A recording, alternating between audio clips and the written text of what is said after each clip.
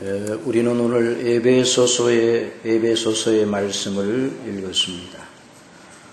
특별히 오늘 3장 17절에 있는 말씀, 믿음으로 말미암아 그리스도께서 너희 마음에 계시게 하옵시고 라는 이 말씀 중심으로 해서 오늘 하나님께서 주시는 은혜를 받기 원합니다. 특히 이 대목은 사도 바울이 3년 동안 목회하던 에베소 교회를 향해서 전한 편지, 특별히 이 대목은 그들 성도들을 위해서 사도가 어떤 기도를 드렸는가를 보여주고 있습니다. 여러분, 이 사도의 이 기도는 이후 모든 세대의 교회들이, 모든 세대의 교회들의 사역자들이, 또 성도들이 각 개인을 위해서, 서로를 위해서 기도해야 될 제목이 무엇인가를 보여주는 대단히 중요한 내용입니다. 물론 이 기도의 내용은 기도 때에만 사용될 것은 아닙니다. 왜냐하면 우리가 드리는 기도는 우리가 평소 늘 하나님 앞에서 믿음으로 힘써야 되는 내용이기 때문입니다. 하나님의 자녀들은 하나님의 말씀을 들을 때에 그 말씀을 믿고 그 말씀이 지시하는 대로 힘써 지키고 행하는 일에 우리 모든 마음과 생각과 정성을 다 드려야 합니다. 그런데 그 말씀을 듣는 데서만 그치지 아니하고 그 들은 말씀을 묵상하고 그 말씀이 요구하는 바를 믿음으로 실천하려고 해야 합니다. 믿음은 하나의 머리에 머무는, 지식에 머무는 관념이나 철학적 개념이 아닙니다. 믿음은 정말 실제적인 것입니다. 우리가 살아계신 하나님 아버지를 믿고 우리 주 예수 그리스도를 믿고 성령님의 역사를 믿을진데 우리의 모든 실제 삶 속에서 그 믿음의 영광이 반드시 드러나야 됩니다. 실천해야 된다는 말입니다. 실천이 없는 믿음, 행함이 없는 믿음은 죽은 믿음이라고 성경은 규정을 하고 있습니다. 그러니 들은 말씀이 무엇을 요구하는가를 늘 묵상하고 그 말씀이 요구하는 바를 실천으로 옮기기 위해서 늘 애써야 되는데 우리 자신의 힘만으로는 그것이 불가능합니다. 실천을 위한 하나님의 은혜를 받아야 됩니다. 여러분, 우리가 은혜를 받아야 되는데 하나님의 말씀을 깨닫는 은혜를 받아야 됩니다. 하나님의 말씀을 묵상하고 적용하는 그런 지혜의 놀라운 정신을 받아야 됩니다. 그리고 그 말씀을 실천하는 능력과 힘, 그런 은혜를 받아야 합니다. 그래서 기도가 필요한 것입니다. 그래서 말씀을 통하여 은혜를 받은 사람은 그 말씀을 지키고 순종하기 위해서 필요한 은혜를 받기 위해서 기도에 힘써야 하는 것입니다. 그런데 이런 정말 하나님의 말씀대로 살려는 사람들만이 정말 기도가 필요하다는 것을 압니다. 하나님의 말씀을 지키는 일에 아무 관심도 없고 들었을 때 그뿐이고 듣는 것으로 끝나버리는 사람은 실천하지 않으려 하니 기도할 필요성도 느끼지 못합니다. 하나님의 말씀을 듣고 은혜를 받고 그것을 실천으로 옮기려고 할 때에 대번에 자신의 힘이 미약하고 또 자신 속에 그 말씀을 거역하는 본성이 있다는 것을 알게 되는 것입니다. 곧 죄의 성향, 육체의 소욕이 자기 속에 있다는 것을 알게 되는 것입니다. 그래서 그 소욕을 제어할 은혜가 필요한 것입니다. 그래서 반드시 기도해야 합니다. 그러므로 사랑하시는 성도 여러분, 저나 여러분이나 예수님을 믿어 하나님의 자녀가 된 이런 영광의 주위에 있는데, 이 믿음의 길을 간다는 것은 말씀과 기도를 통하여, 한번 따라합시다. 말씀과 기도를 통하여 주시는 은혜의 길을 걸어간다는 것이에요. 이것이 바로 믿음의 행로인 것입니다. 우리가 지난번 수련회 때 시편 119편 기자인 다윗이 어떤 기도를 하였고 어떻게 말씀을 묵상하고 자기 삶 속에 적용하여 지키려 애쓰는가를 배웠습니다. 그는 항상 하나님의 말씀을 들었습니다. 그 말씀을 읊조렸습니다. 묵상하였습니다. 그리고 항상 그 말씀대로 살려고 기도하였습니다. 주의 종을 후대하여 살게 하소서. 그리하시면 주의 말씀을 지키리이다. 내 눈을 열어서 주의 법에 귀한 것을 보게 하여 주시옵소서. 나는 땅에서 나그네 되었사오니 주의 계명을 내게서 숨기지 마옵소서. 주의 규례를 항상 사모함으로 내 마음이 상하나이다. 교만하여 저주를 받으며 주의 계명에서 떠나는 자를 주께서 꾸짖으셨나이다. 다윗은 알고 있어서 하나님의 말씀에 창념치 아니하고 하나님의 주시는 은혜를 바라고 기도하지 않으면 대번에 교만하게 되고 잘못된 길로 간다는 것을 너무나 잘 알고 있었어. 여기 사도 바울도 똑같이 본문 속에서 하나님의 은혜의 보좌 앞에 당당히 나가서 때를 따라 돕는 은혜를 받아야 된다는 걸 강조를 하고 있습니다. 오늘 읽은 본문보다 앞선 에베소 3장 12절에는 말씀 한번 보십시다. 거기 보면 다 그렇게 우리 하나님의 성령께서 사도 바울 속에서 역사하셔서 그 말을 하게 하였습니다. 우리 다 같이 읽으십시다. 시작. 우리가 그 안에서 그런 믿음으로 말미암아 담대함과 하나님께 당당히 나아감을 얻느니라. 여러분, 하나님의 은혜의 보좌 앞에 당당히 나아가야 됩니다. 지금까지 그런 일을 못했다 할지라도 이제부터 하면 됩니다. 왜냐하면 하나님께서는 긍휼에 풍성하셔서 하나님의 자녀들이 자신의 잘못을 깨닫고 회개하면서 나와 은혜를 구하면 언제나 물리치지 아니하십니다. 그리고 지금까지 그 일을 잘한 사람이라도 나는 일까지 잘하였으니 나는 그렇게 걱정하지 않아도 된다라고 생각하면 안 되는 겁니다. 섰다 하는 자는 넘어질까 조심하라 하신 것처럼 조심해야 되고, 또 우리가 어제 밥을 먹었지만은 또 오늘도 밥을 먹어야 되는 것처럼 어제 하나님께서 주시는 놀라운 은혜를 받기 위해 늘 애썼다면 오늘도 그리해야 되는 것입니다. 그런 심정을 가지고 오늘 이 사도의 기도 속에서 나타나 있는 귀한 은혜를 발견해야 될 것입니다.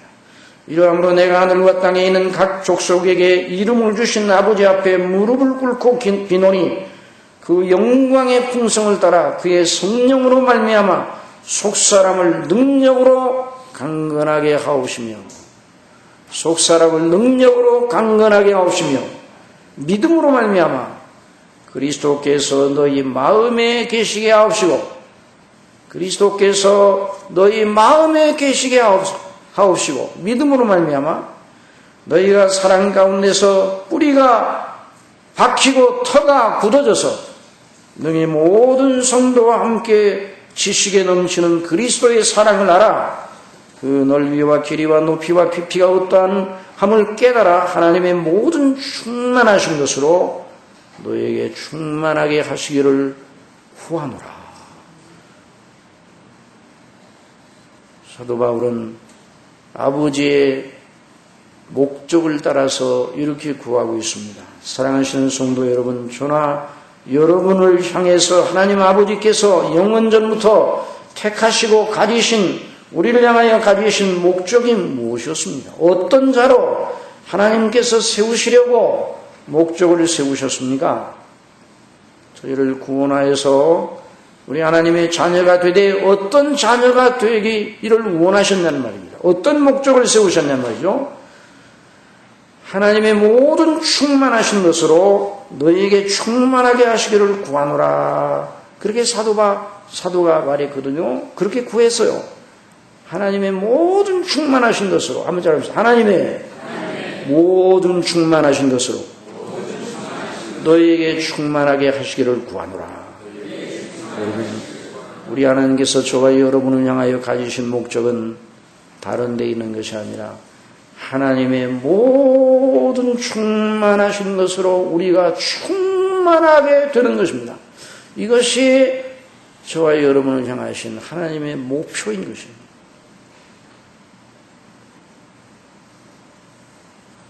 하나님의 모든 충만하신 것으로 충만하게 되는 것, 그 상태가 완전한 경지에 들어가는 것, 그것이 바로 그리스도의 형상을 본받는 것입니다.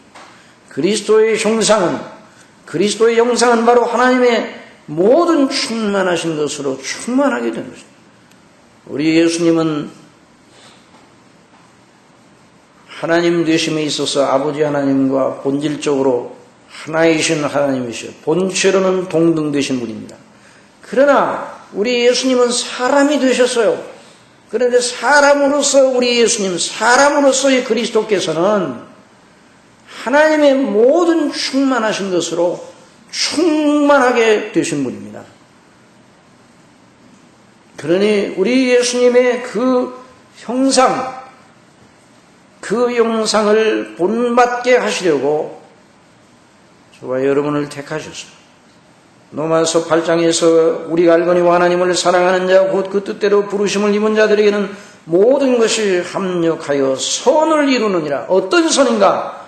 저와 여러분을 향해서 의도하시고 목적하시는 하나님의 선한 목적이에요. 모든 걸 합력하여 믿는 우리들을 향하여 모든 걸 합력하여 그 목표를 이루려 하십니다.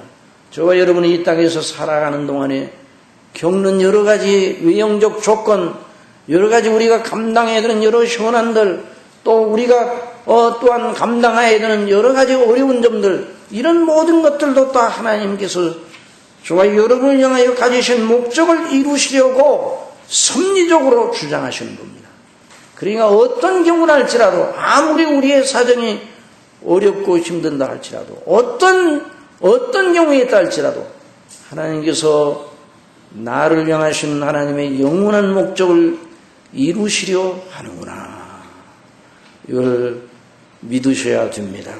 그 목적이 뭡니까? 하나님의 미리 아신 자들로 또한 그 아들의 형상을 본받기 위하여 미리 정하셨으니 이는 그 많은 형제 중에서 맏아들이 되게 하려 하심이라. 그런 말씀이었어요.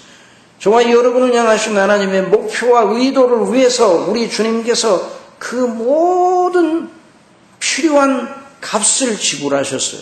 그래서 우리 예수님이 이 땅에 사람이 되어 오셔서 희생제물로 십자가에 못 박혀 죽으시고 그 피로써 우리를 구속하시고 다시 살아나시어 저와 여러분의 새 생명의 근본이 되신 것입니다.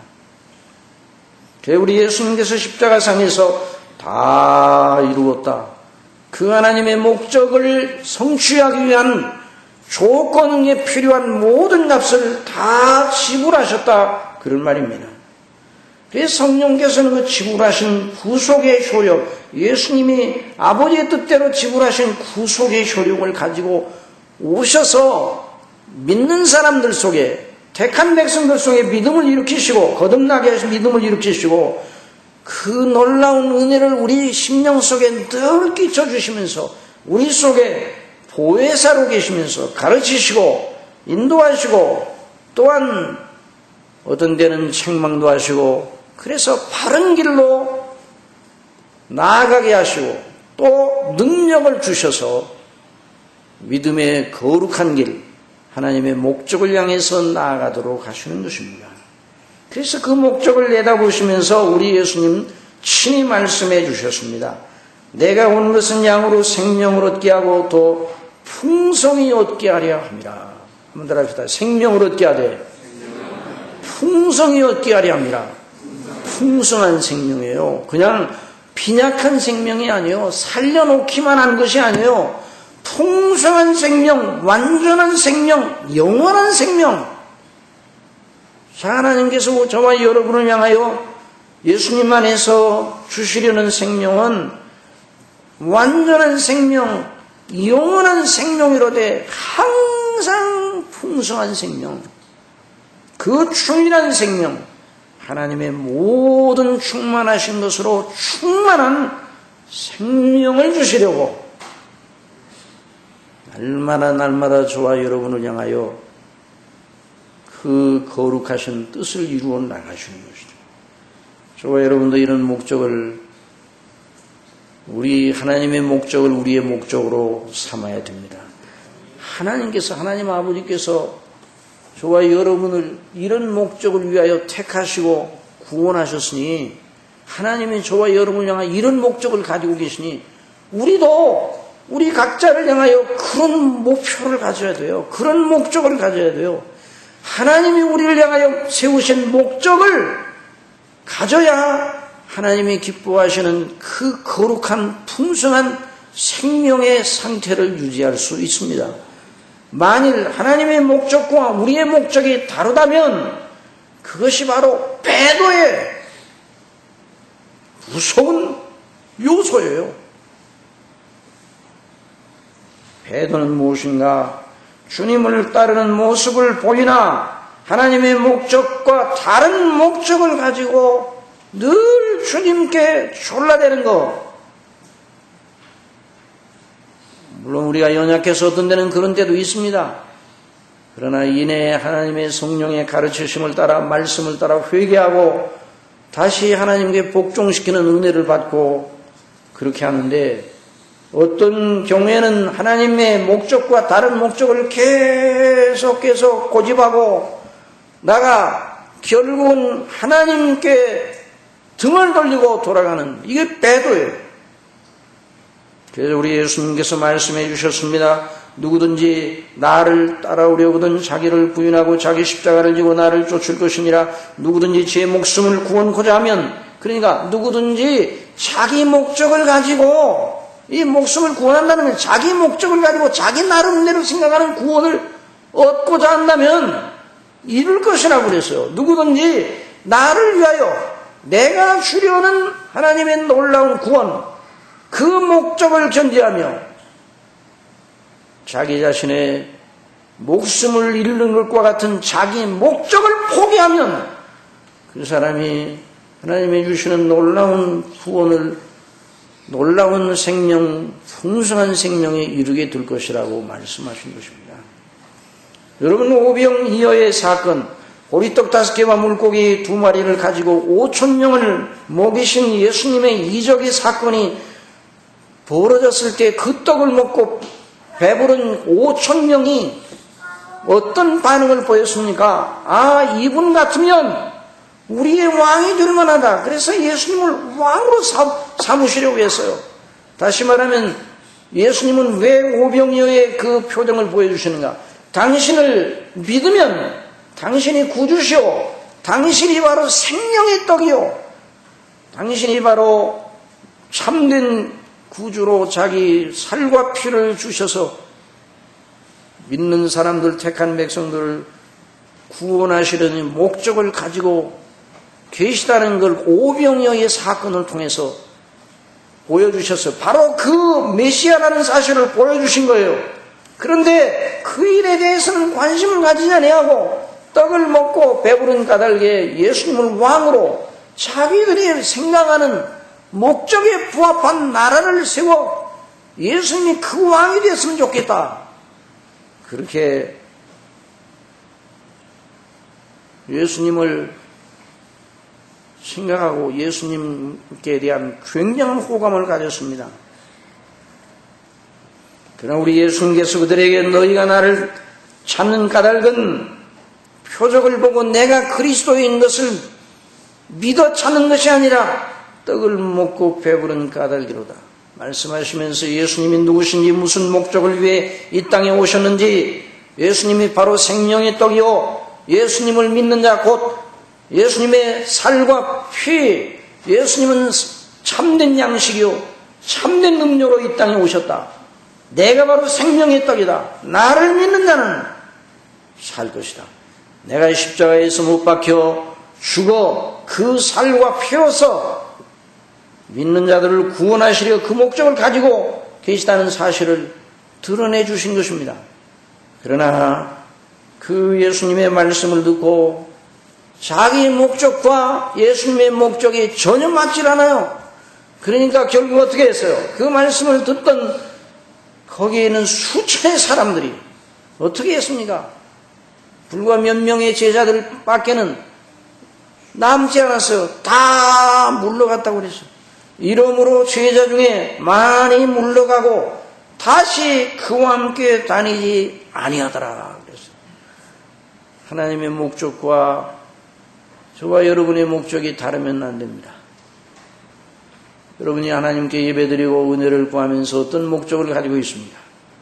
그래서 그레이스 커뮤니티 처치의 존 메가드 목사님, 훌륭한 목사님인데 이 목사님이 이 요한복음 6장에 나오는 그 배도의 현상이 오늘날 현대 교회들에서 참으로 무섭게 일어나고 있다. 집단 배도가 일어나고 있다.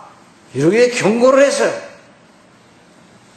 정말 배도는 교회 밖에서 일어나는 것이 아니에요. 교회 밖에 있는 사람들은 아직 예수님 모르니까 우리의 선교의 대상이에요. 그러나 교회 안에 들어와 있으면서도 하나님의 목적과 다른 목적을 세우고 예수님을 불러대는 그런 사람들이 있다는 말이죠. 그걸 계속 고집하면 반드시 배도의 길을 걷게 됩니다. 저와 여러분은 배도의 길을 걷지 않기를 바랍니다. 한 번 비춤을 받고 하늘의 은사를 맛보고 성령에 참여한 바가 되고 하나님의 선한 말씀과 내세의 능력을 맛보고 타락한 자들은 다시 새롭게 하여 회개케 할 수 없나니 이는 자기가 하나님의 아들을 다시 십자가에 못 박아 현료의 욕을 보임이라. 또 히브리서 10장에서 하물며 하나님의 아들을 밟고 자기를 거룩하게 한 언약의 피를 부정한 것으로 여기고 은혜의 성령을 욕되게 하는 자의 당연히 받을 형벌이 얼마나 더 중하겠느냐. 너희는 생각하라. 배도의 후속 위험을 경고를 하고 있어요. 그리스도 안에서 우리를 향하신 하나님의 목적, 하나님의 모든 충만하신 것으로 충만하게 하시려는 그 목적을 이 사도 바울은 알기에 이걸 그 에베소 성도들에게 다시 한번 깨우쳐주면서 그걸 위해서 자기가 기도하였고 너희도 기도하라 그렇게 가르쳐주시고 또 그렇게 믿고 힘쓰라 이 본문을 통해 가르쳤던 것입니다. 성령께서 오늘도 이 말씀을 통해서 저와 여러분을 가르쳐 주십니다. 여러분 하나님의 목적을 이루셔 우리를 하나님의 복된 자녀 그리스도의 십자가의 대속의 은혜로 구속하시고 그 피로 씻으시고 의롭다 하시고 자녀 삼으신 다음에 우리를 어떤 사람으로 더 나아가게 하시는가. 하나님의 모든 충만하신 것으로 그리스도의 형상을 붙쫓아 나아가게 하시려는데 그 방식은 무엇인가. 이걸 이 대목에서 봐야 돼요. 우리 마음속에 그리스도께서 계셔야 된다는 거예요. 속사람을 능력으로 강건하게 하시는 방식인데요. 한번 따라해서 속사람을 능력으로 강건하게 하시는 방식. 성령님으로 말미암아 속사람을 능력으로 강건하게 하시는데요. 그 영광의 풍성을 따라 그의 성령으로 말미암아 그러니까 우리가 이 믿음 생활하려고 그러면 성삼위 하나님을 한순간 떠날 수 없어요.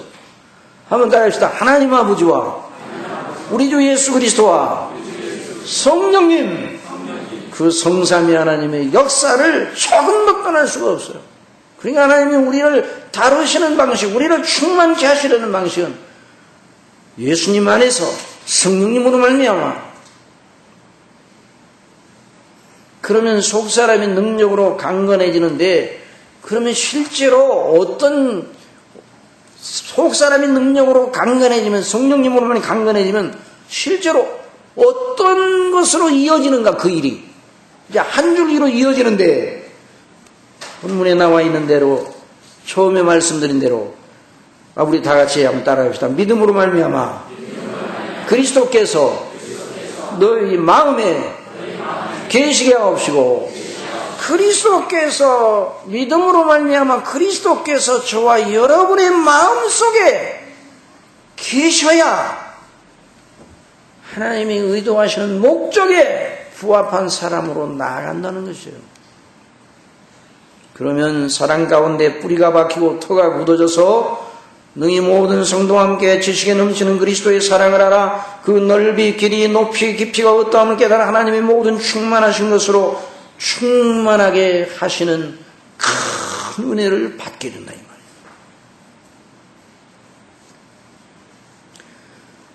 지난 시간에 그리스도의 임재에 대해서 배웠습니다. 오늘 이 말씀은 지난 시간에 배운 그리스도의 임재와 하나 되는 말씀. 그리스도의 지난 시간 나의 계명을 가지고 지키는 자라야 나를 사랑하는 자니 나를 사랑하는 자는 내 아버지께 사랑을 받을 것이요 나도 그를 사랑하리니 그에게 나를 나타내리라 그런 말씀하셨어요. 또 아버지와 내가 와서 그에게 거처를 정하리라 이런 말씀을 하셔서 그리스도께서 우리와 거처 함께 거하신다 이 말이에요. 계명을 주님을 사랑하여 계명을 지키는 자에게 그와 같은 놀라운 그리스도의 임재의 영광을 허락하신다고 말씀해 주셨어요. 그러니 그 말씀과 오늘 우리가 살펴본 이 말씀과 하나예요. 예수님이 말씀하신 그 말씀이 오늘 사도 바울을 통해서 말씀하신 그 성령님께서 감동하셔서 말씀하게 한 그 말씀 같은 말씀이에요. 같은 내용이에요. 그래서 이 부분에 대한 로이존즈 목사님의 에베소서 강해를 보았더니 이걸 지적을 했어요. 자, 이 말씀은 이 에베소서를 받은 에베소 성도들은 예수님을 믿는 사람들이에요? 믿지 않은 사람들이에요? 예수님이 그들 안에 있습니까? 없습니까? 있습니다. 예수 그리스도를 믿는 사람들은 누구든지 그리스도 안에 있고 그리스도께서 그 안에 계신 사람들입니다. 그러니까 이미 믿는 그 사람들을 향하여 이미 그리스도께서 그 사람 속에 와 계시는데 무엇 때문에 그리스도께서 너희 마음에 계시게 하옵시고 라고 기도했느냐 이 말이죠. 그러니까 단순히 예수님을 구주로 영접하여 그리스도를 믿고 있다 하는 이런 차원이 아니라 더 나가는 차원이에요. 이미 예수님을 믿는 사람, 예수님의 신앙을 고백하는 사람은 그리스도께서 그 사람 안에 와 계시는 거예요. 그 사람과 영적인 연합을 하고 계시는 거예요.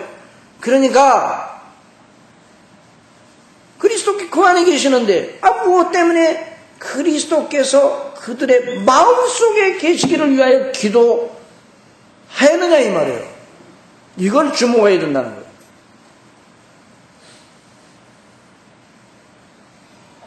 예수님께서 우리 속에 언제 들어오십니까? 예수님을 구주로 믿을 때 즉시로 우리가 예수님 안에 예수님께서 우리 안에 거하시는 줄 믿으시기 바랍니다. 이 사실은 기정사실이에요. 그래서 고린도후서 13장 5절에 너희가 믿음이 있는가 너희 자신을 시험하고 너희 자신을 확증하라. 예수 그리스도께서 너희 안에 계신 줄을 너희가 스스로 알지 못하느냐. 그렇지 않으면 너희가 보리운 자니라. 그런데 여기서 믿음으로 말미암아 그리스도께서 너희 마음에 계시게 하옵시기라는 말은 너희가 믿음 안에 있는지 항상 점검하라 그런 뜻이 아니라는 말이에요. 더 나가는 거예요. 좀 어려운 말이에요. 그러니까 잘 주목해서 드려야 돼요. 너희 마음에 계시게 하시는 하나님의 은혜를 구하라는 거예요. 자, 마음에 계신다는 건 무엇인가? 자, 한번 따라해서 마음. 이 마음은 사람의 내면입니다. 사람의 중심입니다. 저와 여러분의 마음. 저와 여러분의 사람 됨의 중심이 바로 마음입니다. 그래서 잠언 23장 7절에 대저 그 마음의 생각이 어떠하면 그 위인도 그러한즉 그렇게 말해서요. 그 사람의 마음에서 많은 생각들이 나옵니다. 바리새인들이 제자들이 씻지 않고 음식을 먹는 것을 보면서 왜 당신의 제자들은 씻지 않고 먹습니까? 그럴 때 우리 예수님께서 무엇이든지 밖에서 사람에게 들어가는 것이 능히 사람을 더럽게 하지 못한다 그래요. 말씀하셨어요.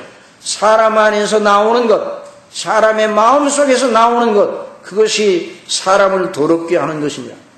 독사의 자식들아 너희는 악하니 어떻게 선한 말을 할 수 있느냐? 이는 마음에 가득한 것을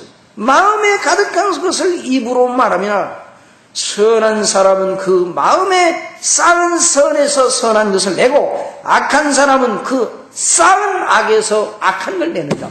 그 쌓은 악, 어디다 악을 쌓아놨어요? 마음속에서 쌓아놨어요.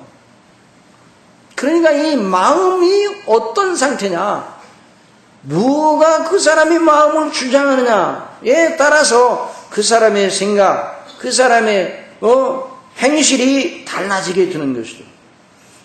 사도는 에베소 성도들의 마음속에 그리스도께서 계시게 하시기를 구하고 있습니다.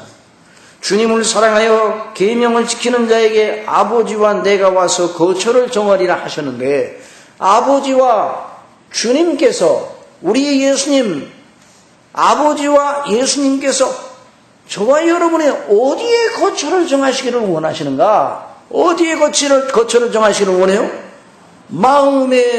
마음의 거처를 정하시기를 원하신다는 말입니다. 그러니 그리스도의 임재가 단순한 어떤 신비감의 문제가 아니에요. 그리스도의 임재, 그러면 어떤 이상한 신비적인 어떤 체험을 하고 어떤 신비감이 떠오를 거라고 이렇게 생각하는 경우들이 많아요. 그래서 그리스도의 임재를 느끼면 황홀공에 들어간다든지, 물론 그리스도의 임재의 영광을 의식하게 되면 정말 우리의 심령이 기쁨에 넘치고 너무나 우리의 심령이 감격에 넘치는 그런 의식을 하게 될 때, 그런 틀림없지만은, 그러나 신비주의적인 그런 입장에서 그걸 이해할 것이 아니라 이 말이죠. 그 사람의 마음의 중심 보좌에 그리스도께서 앉아 계시는 것을 가리키는 거예요. 여러분, 역사극을 보면 존귀한 손님이 자기 집을 방문하면, 자기보다 높은 사람이 방문하면 어떻게 합니까? 자기가 안방에 앉아 있는데 안방의 보료 위에서 이렇게 딱 앉아 있다가 그 존귀한 분이 오면 어떻게 해요? 그 보료에 누구를 앉힙니까? 바로 그 손님을 앉힙니다. 거기서 일어나서 마음의 주님을 모신다는 개념은 마음의 중심 보좌에 주님을 모신다는 말이에요. 그래서 그분의 명령, 그분의 기뻐하심에 따라서 마음을 쓰기 시작하는 것이죠. 그러니까 그리스도를 마음에 모실 때와 그리스도를 마음에 모시지 않을 때와 그 생각하는 것이나 행하는 것이 다르게 된다 이 말이죠. 그전에는 마음의 죄의 정욕이 그를 주장하였어요. 그래서 여러 가지 속임수가 나오고 잘못된 것이 나왔어요. 거짓이 나왔어요. 그러나 그리스도 진리 되신 그리스도께서 그 마음에 와 계시면 하나님의 계명에 복종하려고 하고 하나님의 은혜 가운데 서려고 하고 그리고 하나님의 뜻대로 살려고 해서 자신을 복종시키는, 그래 성령님의 감동하심을 따라서 그렇게 하는 사람 마음속에 예수님이 임재해 계신다 이 말이에요. 그러니 예수님의 이 놀라운 임재는 흔히 잘못된 신비주의자들의 주장과는 다른 것입니다. 흔히 이단들의 특성 가운데 하나는 반드시 나타나는 특성이에요. 모든 이단들이 다 그럽니다. 모든 이단들은 신비로운 체험을 전면에 강조를 합니다. 자기들이 신비로운 체험을 했다고 자랑을 합니다. 또 그러면서 이렇게 말합니다. 받은 자밖에는 모른다고 말합니다. 그러면서 자기들 속에 그리스도께서 계시다, 하나님께서 특별히 자기들에게는 은혜를 주셨다고 그렇게 자랑을 합니다. 그러나 여러분, 이단들을 감별하는 방식은 그들의 신비 체험 여부가 아니에요. 이단들을 감별하는 여부는 그들이 나타내는 표적, 무슨 이적, 신비 체험했다는 거, 그런 걸 가지고 이단인가 아닌가를 따지지 않는다 이 말이에요. 이단들을 감별하는 가장 중요한 잣대는 무엇인가? 그들의 교훈과 사상이에요. 그들의 마음에서 나는 그들의 정말 무엇을 존중히 여기는가? 그들의 마음속에 뭘 존중히 여기는가? 그들이 무엇을 가르치는가? 뭘 귀하다고 가르치는가? 그들의 교훈과 사상이 성경에 말하는 것과 합당한가? 그들의 실제 행세가 성경의 복음계명에 합당한가 아닌가? 이것만 따져보는 거예요. 그래서 합당하지 못하다 그러면 그들이 무슨 체험을 했다고 하고 그들이 외형적 행동으로 무슨 일을 했다고 자랑하고 무슨 업적을 자랑한다 할지라도 그건 이단인 것이에요. 그들이 그리스도를 모시고 있다는 것이 거짓말이에요. 그리스도를 마음에 모시면 나타나는 것이 무엇인가? 그리스도를 마음에 모시면 하나님이 기뻐하시는 열매가 그들의 마음과 그들의 인격 속에서 열리게 됩니다. 이게 성령의 열매입니다. 그래서 로이드 목사님은 마음에, 이거 잘 들어야 돼요. 마음속에 계시는 그리스도를 설명하기 위해서 라오디게아 교회에 보낸 주님의 편지를 인용하였습니다. 라오디게아 교회는 예수님을 믿는 사람들의 모임이었습니까? 불신자들의 집단이었습니까? 예수 그리스도를 믿는 사람들의 모임이어서 여전히 하나님의 교회였어. 내가 사랑하는 자를 징계한다 말씀해 주셨어요. 여전히 하나님의 사랑을 받고 구원을 받은 사람들의 모임이었어요. 그러나 라오디게아의 영적인 상태는 아주 저급한 상태였어요. 생명을 가지되 그 생명이 풍성한 생명이 아니라 아주 유약하고 가련하기 짝이 없는 생명 상태였어요. 그래서 우리는 부유하여 부족함이 없다 그렇게 자랑을 했어요. 그러니 우리 예수님께서 너희 벌거벗은 수치를 하려고 그랬어요. 흰옷을 사서 벌거벗은 수치를 가지고 정금을 사서 부욕해 하라 말씀해 주셨어요. 너희들이 영적으로 가난하다 이 말이죠. 그리고 너희들이 잘 못 본다. 너희들의 눈이 가려져서 영적인 눈이 희미해져서 그래서 안약을 사서 눈에 바르라. 그래서 하나님의 말씀 신오신 예수 그리스도의 의의 옷과 의의 행실을 그리스도의 은혜로 말미암아 다시 회복하라. 성령의 감동하심으로 그 영적인 눈이 열려져야 된다. 그렇게 가르쳐 주시면서 이렇게 말씀해 주셨어요. 자, 이 대목을 많은 경우에 오해를 합니다. 그러니까 오해를 하지를 않게 말이에요. 볼지어다 내가 문 밖에 서서 두드리노니 누구든지 제 음성을 듣고 문을 열면 내가 그에게로 들어가 그로 더불어 먹고 나는 그로 더불어 먹으리라. 여러분, 볼지어다 내가 문 밖에 서서 두드리노니 이 말씀이 전도할 때 많이 사용됩니다. 그런데 이 말씀은 전도할 때 사용될 것이 아니란 말이에요. 이 말씀은 처음 예수님을 믿게 하려는 사람들에게 전도할 때 주시는 말씀이 아니라 이미 믿고 있는 사람들에게 주신 말씀이란 말이에요. 자, 문 밖에서 서서 두드리느니 예수님이 문 안에 계십니까? 문 밖에 계십니까? 문 밖에 계시는 거예요. 그러니까 이 말씀은 예수님께서 믿는 사람들을 향하여 말씀하시는데 믿기는 믿는데 예수님을 믿어 구원을 받았다고 하는데 예수님을 마음의 문 밖에 모셔놓고 문을 잠깐 걸어놓고 있는 형용이에요. 그러니까 예수님을 믿는다고 하지만 그 생각과 나타나는 사상은 믿는 모양이 아니라 이 말이에요. 이미 예수님을 믿어 구원을 받았지만은 그 속에 생명력이 없어요. 유약하고 빈핍합니다. 마음에 그리스도를 모시지 못하고 있기 때문이에요.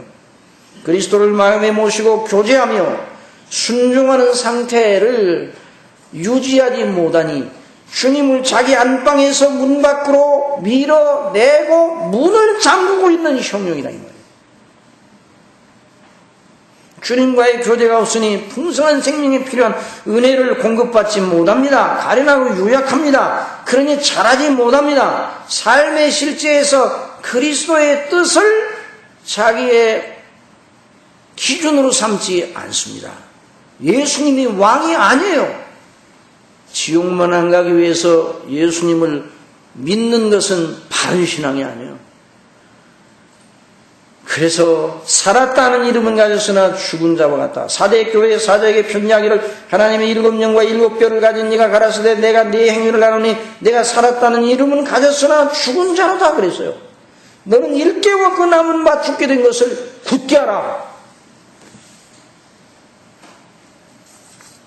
우리 상태가 어떤가를 다시 한번 살펴봐야 됩니다. 주님은 그런 자들에게 말씀하십니다.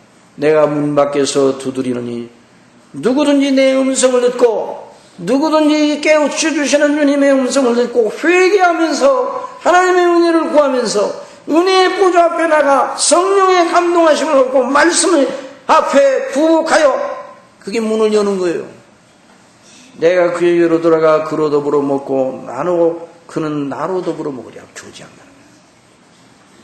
이런 역사 있기를 바랍니다.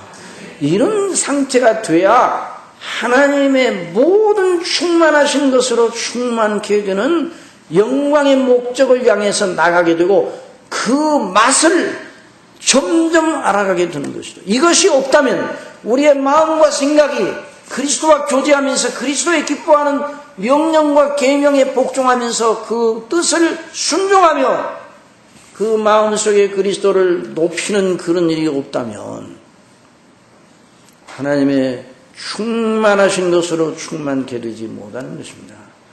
저와 여러분의 심령 속에 성령님으로 말미암아 그리스도께서 저와 여러분의 심령 속에 계시게 하시는 이런 놀라운 은혜를 베풀어 주시기를 바랍니다. 아니 이를 위하여 힘써야 되는 것이죠.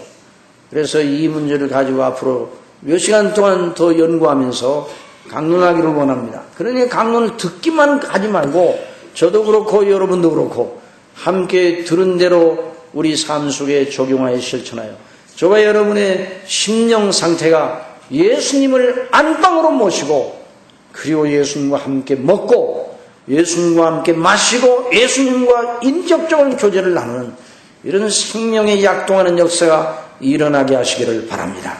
기도하겠습니다. 사랑하시는 아버지 하나님, 아버지께서 저희들을 구원하셔서 자녀로 삼으신 다음에 아주 생명력이 비루하고 연약하고 가련한 상태에 머물기를 원치 아니하시고 아버지의 충만하신 것으로 충만케 하시어 그리스도의 형상을 붙쫓아 나가고 항상 아버지와 우리 주 예수 그리스도와 생명의 교제를 통해 역동적인 그런 놀라운 역사가 우리 속에 일어나기를 바라고 그래서 우리 속에 하나님이 기뻐하시는 의의 열매, 성령의 열매가 맺혀지기를 원하시는데 저희들의 상태가 꼭 라오디게아 교회의 상태가 아닌지요. 주님을 문 밖에 세워두고 우리끼리 나 혼자 모든 것을 생각하고 결정하고 행동하는 이런 상태는 아닌지요. 주님을 모셔드리게 하여 주옵소서. 그래서 우리의 가련한 수치를 가리게 하시고 부유와 가난한 것을 벗어나 영적인 부유함에 거하게 하시고 아버지 하나님 저희의 눈먼 것을 다시 치료하셔서 보게 하여 주옵소서. 저희의 눈을 열어 주의 법에 기이한 것을 보게 하여 주옵소서. 예수님의 이름으로 기도드리옵나이다.